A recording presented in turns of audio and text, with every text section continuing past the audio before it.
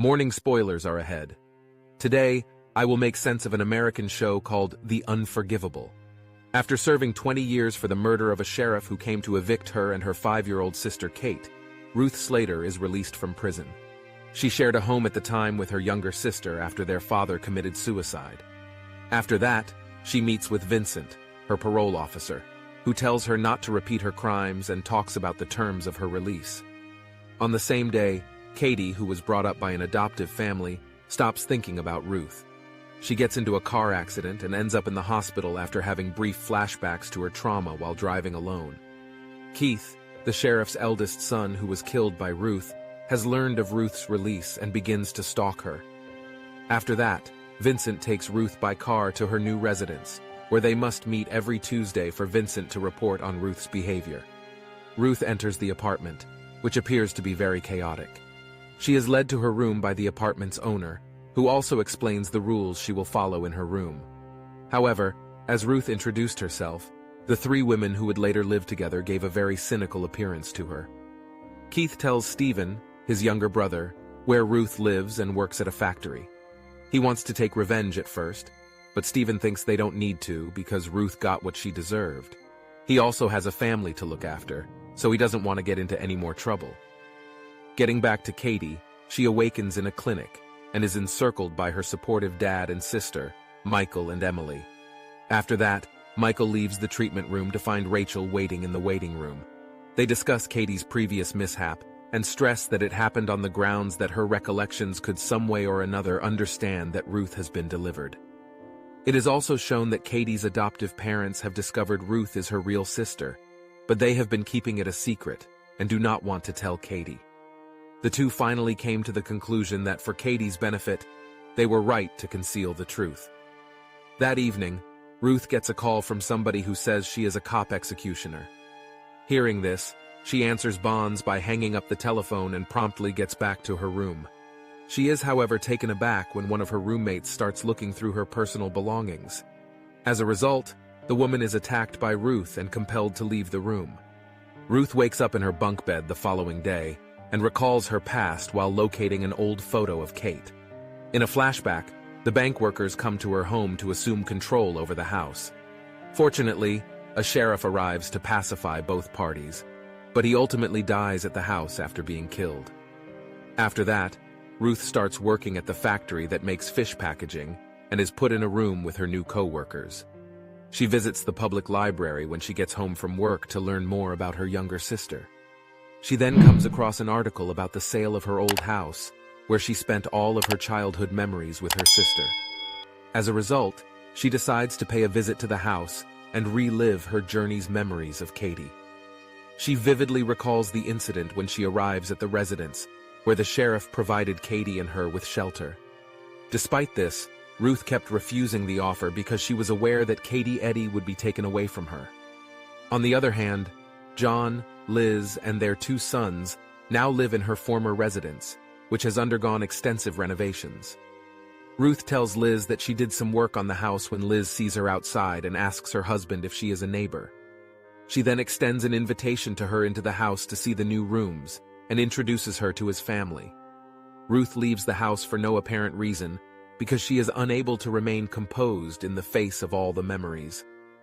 John offers her a ride to the bus stop out of compassion. They tell each other stories about their lives along the way. At the point when John says he is a corporate legal counselor, Ruth in the end comes clean that she was the past proprietor of his home. Additionally, she informs him of her search for Katie. John is sorry for Ruth for everything she has been through after she apologizes for lying. As a result, he hands her his business card and promises to assist Ruth as best he can if she so desires. Katie tells Emily at her parents' house that she stopped taking her medication in secret and has been having flashbacks ever since. Emily encourages her to figure out who the lady in her recollections is. Katie, on the other hand, responds that she is content to live with Emily and her adoptive parents at the moment. Ruth is currently employed in 2 locations. She works at a construction site during the day and at a fish packaging factory at night. At some point, Ruth attempts to contact John consistently, however he never gets the telephone. It just so happens, John at long last learns every bit of relevant information about her past. Ruth makes a phone call to John as a result of this, pleading for his assistance and only wanting to meet Katie's parents to confirm that her sister is okay. On the other hand, Liz inquires about Ruth's past to her house contractor. The project worker says that Ruth's dad dispensed with himself. Subsequently, the bank workers came to the house with a sheriff to oust the young ladies. Ruth ended up fatally shooting the sheriff, which led to her imprisonment.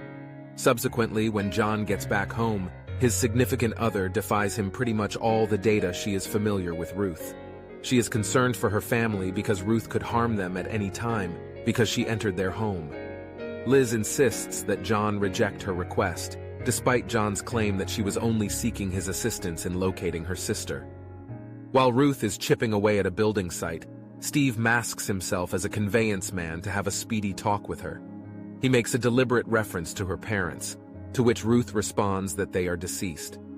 After she leaves, Steve discreetly goes through her effects and finds a photo of Kate.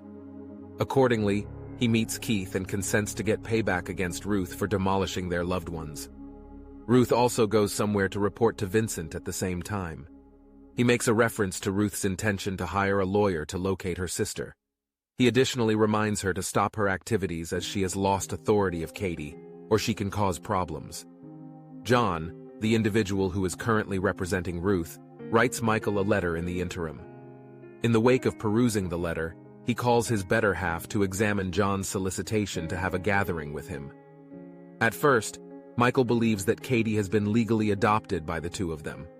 All things considered, Rachel believes that they ought to meet with John to figure out what Ruth needs from them. Emily also overhears her parents discussing Ruth, unbeknownst to them. At work, Ruth starts to open up and shape a fellowship with one of her colleagues, Blake. She then concedes that she was as of late set free from jail for killing a sheriff. Blake is taken aback by this, and his expressions change suddenly, making their lunch awkward. Ruth quickly bids Blake goodbye, leaving Blake alone to feel disappointed. Later, a worker attacks her from behind just as she is about to receive a call from John. She does not retaliate at all when she learns that Ruth was a cop killer, but instead stares at Blake, who she believes has already told the woman her secret.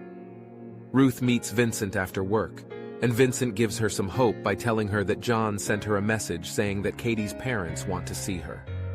Ruth and John finally meet Katie's parents in the interim. During the gathering, she figures out that Michael and Rachel have deliberately not educated Katie concerning her and have kept every one of the letters that she kept in touch with Katie during her years in jail. They have concluded what's best for Katie is to not be aware or recollect her by any stretch of the imagination. As a result, Katie's parents are furious and storm out of the room after Ruth experiences an emotional outburst.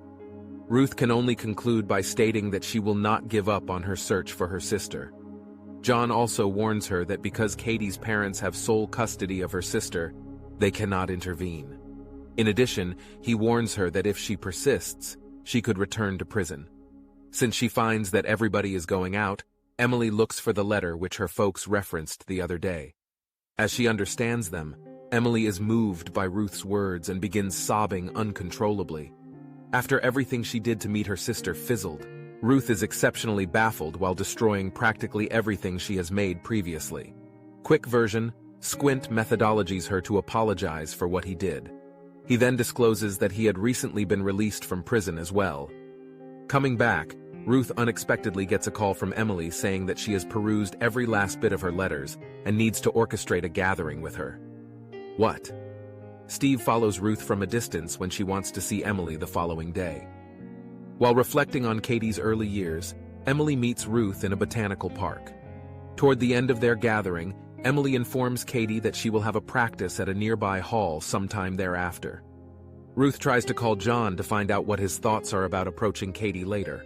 She rushes to his office after John does not answer her call, only to discover that he has left town. Steve Stalker believes that Emily is Ruth's younger sister as she returns home, which is what he has been looking for all along. He then returns home and comforts his crying baby. However, he also beats his brother when he discovers him in bed with his wife. He goes to his mother's house to get his father's gun out of rage and becomes more insistent on taking revenge. Soon, Ruth rushes to John's house in a hurry, but Liz approaches her and tells her to leave instead.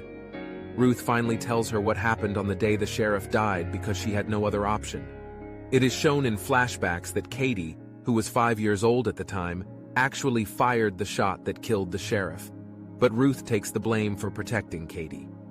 When Liz learns the truth, she feels sorry for Ruth and takes her to the recital. When she got there, Steve suddenly called to tell her that he had kidnapped Katie and that he wanted her to come to where they were before he shot her in the head. She then tells her that someone has kidnapped Kate and asks her to drive her to the location. Liz calls the authorities as a result.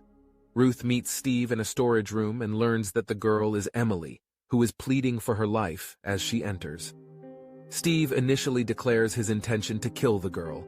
However, when Ruth expresses her regret for everything that has transpired, Steve is unable to carry out his plan and breaks down in tears. Because the authorities have arrived, Ruth seizes the opportunity to assist Emily in exiting the storage room outside. While Emily is being rescued at the recital, Ruth Ann turns herself into the police, and Steve is also taken into custody. Michael and Rachel are extremely stunned in the wake of getting a report that their girl has recently been hijacked by Steve. Ruth is released into Vincent's custody shortly after Vincent arrives at the scene. Ruth notices that Katie and Emily's parents have also arrived on the scene to pick up Emily as she begins to leave with him. After that, Katie shows that she has finally discovered the missing piece of her memory by slowly walking toward her and giving her a hug at the end. To support the channel, please turn on notifications and subscribe to view more videos similar to this one.